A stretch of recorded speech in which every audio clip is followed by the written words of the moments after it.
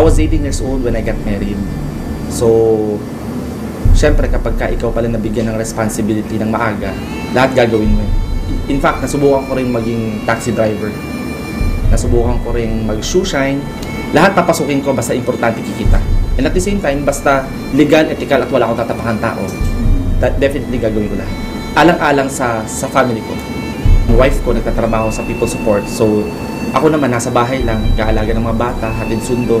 And kung may racket na pwedeng racket sa Baguio, yun, gagawin ko. Nagbabuy and sell ng kung ano-ano. And at the same time, pupunta ng bilyaran, baka manalo sa bilyar, pwedeng pambili ng pagkain man lang. Yun yung ginagawa ko before ako mag-royal.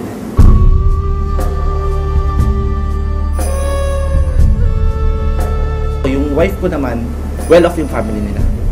That's the reason kung bakit din ako na-inspire dun sa mga in-laws ko.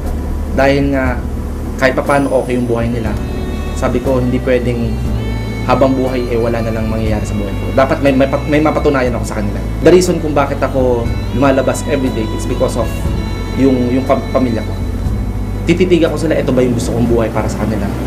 Gusto ko yung maibigay yung the best na buhay para sa family. Talagang nagdasal na ako kay Lord. Sabi ko, Lord, bigyan mo ako ng break. Bigyan mo ako ng isang opportunity na pwedeng mabago yung buhay ko. At pag nabago yung buhay ko, pagka ako nagkaroon ng break sa buhay ko, ibabalik ko rin yan sa tao. So, yun yung nung dumating si Royal. Actually, ang una kong tinignan nung pumasok ako sa Royal, yung nag-invite sa akin. So, na-inspire ako sa kanya.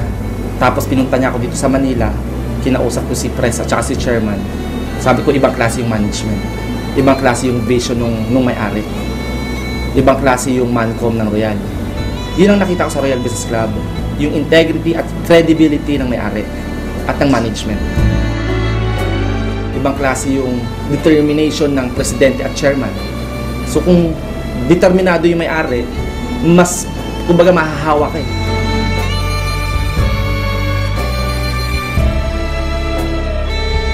Bago po ako sumali sa Royal, marami nang yumaman, marami nang kumikita, marami nang nakuha yung mga pangarap nila. Marami nang naging milyonaryo. Kaya ako na-inspire. Na kung nagawa nila, imposibleng hindi ko kaya. That's why nung nag-start ako sa Royal, every week, ay may kita point na pumunta ako ng Manila para mag-aral. Kasi importante dyan yung training. From Baguio, pupunta ako ng Manila. Mga 2 days, 3 days ako dito. Wala pa akong pera at that time, nagre-rent lang ako ng apartel doon sa tapat mismo ng Royal. So, para mas madali, nagko-commute lang ako. Nagbabas lang ako. At habang nasa bus ako, umiyak ako, sabi ko, Lord, alam ko may mangyayari sa akin. Alam ko hindi mo ako papabayaan. Kumbaga lahat inalay ko talaga sa Kanya. So, nung nasa bus po ako, actually, iniisip ko na bakit yung mga ibang kaibigan ko hindi naniniwala sa akin. Yun yung mga umaandar sa utak ko nun. Yung mami ko hindi rin naniniwala, yung mga kapatid ko, pamilya ko hindi naniniwala. Ang daming rejection, ang daming discouragement, yung mga ine-expect kong sasali, hindi sumasali. Sobrang nakakaiyak. Isa lang sinabi ko sa isip ko noon. Sabi ko, these people, my family, my loved ones, my relatives, my friends, these people will be proud of me later on. Sabi ko, lahat ng hirap, may katumbas na sarap. Lahat ng mga pain na nararasan ko, sigurado ko walang ibang mangyayari sa akin later on, kundi puro king naman. That's why, talagang pinursigi ko, talagang ginawa ko yung part ko. Sabi ko nga kanina, na-inspire talaga ako sa mga taong nauna. Ibig sabihin, pag may nauna, may susunod. At ang mindset ko sa sarili ko, walang ibang kasunod kundi ako. Sabi ko, dadating ang time, aakyat din ako sa stage. Dadating ang time, yung mami ko magiging proud sa akin. Dadating ang time, yung mga tao, papalakpakan din ako. Yun yung talagang nakita ko sa sarili ko na mangyayari. 6 years na si Royal Business Club. I've been doing the business for 3 years pa lang. So dito ko napatunayan na sa negosyong to walang nauna, walang nauli. Basta masipag ka, mataas ang pangarap mo, at gusto mo bago ang buhay mo, definitely, pwede kang maging top earner ng Royal Business Club. Pwede kang kumita na malaki, at pwede mong unahan yung mga nauna. Importante dito yung relationship mo sa mga leaders. It's all about how you treat your leaders. In a relationship, there should be no expectations. Rather, there should be an acceptance. Just accept them kung sino sila. And eventually, yung process ng pagbabago ng attitude na sinasabi sa training, mangyayari din. So yun yung isa sa mga naging factor kung bakit ganito yung nangyari sa akin sa Royal. Maganda yung pakikisama natin sa mga tao. And ang nakakatuwa po nito, in a very short span of time, pwede mo talaga makuha yung mga gusto mo. Basta gagawin mo lang yung responsibility mo as a club member of Royal.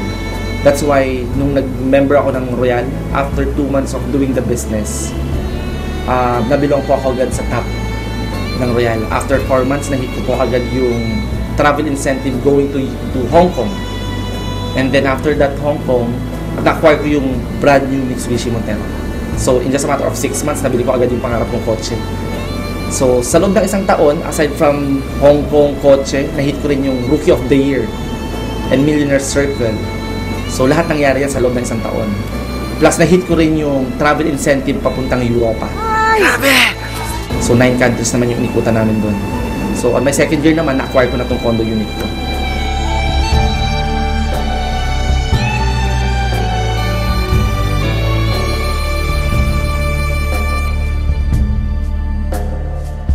Tapos nahit ko rin yung papuntang Brazil. Especially kung lagi mong kasama ang Panginoon.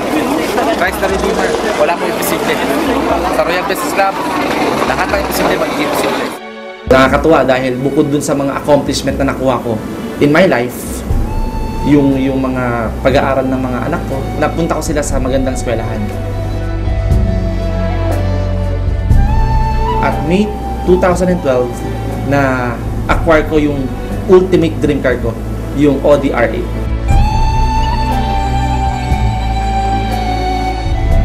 Amazing.